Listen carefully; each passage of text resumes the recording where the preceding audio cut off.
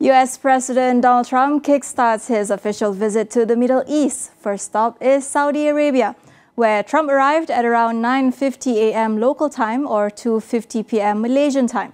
For more, we go to Luqman Hariz in Riyadh.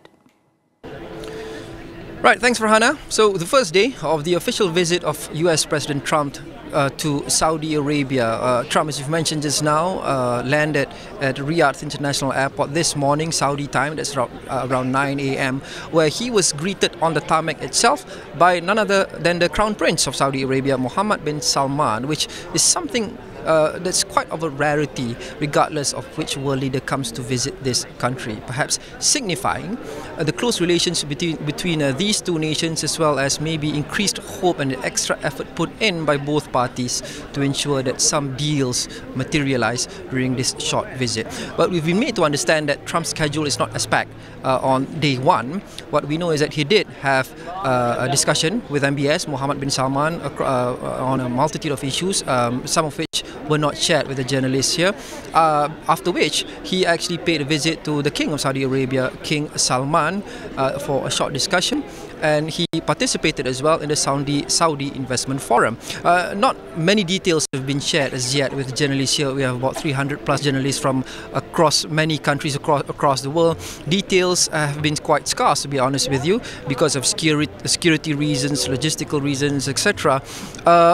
So I guess at this point, the guessing game remains the same in terms of which issues will dominate discussions between these two nations. As we've shared over the past 2 days or so, you know, the Gaza conflict remains one issue that's definitely going to be top of the agenda. Increased geopolitical tensions across the globe, as well as increased volatility and tensions within the Middle East itself, involving Saudi Arabia, Yemen, Iran, Israel. These are all the things that are expected to be top of the list in terms of the discussions that are going to be had.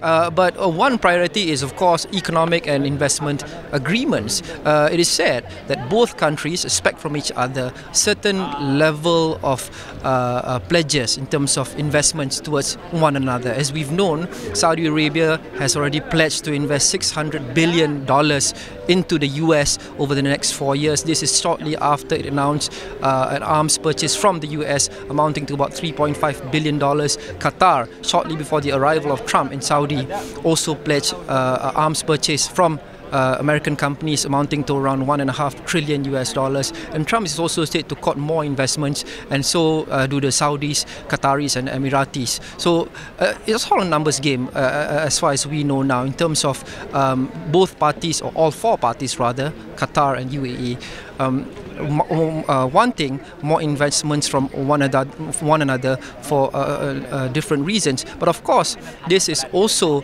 against the backdrop of many political and geopolitical issues that are expected to be discussed. But as I've said, not many details have been shared. We of course will update you from time to time in terms of any new updates that's going to coming up. It's still unclear whether President Trump will want to hold a press conference at some point. What we do know is he's going to be speaking at the Saudi Investment Forum. He also brought numerous notable American business leaders along with him, including Elon Musk, the Tesla founder, and the CEOs of multiple American companies, especially arms manufacturers. So it remains to be seen what's going to be discussed and what's going to come out of these meetings. Of course, we will update you soon as we can on Channel 501, all our social platforms, as well as astroawani.com. For now, we go back from Riyadh to Bukit Jalil. Farhana, all yours. Right, thank you, Luqman. We'll be sure to keep following closely.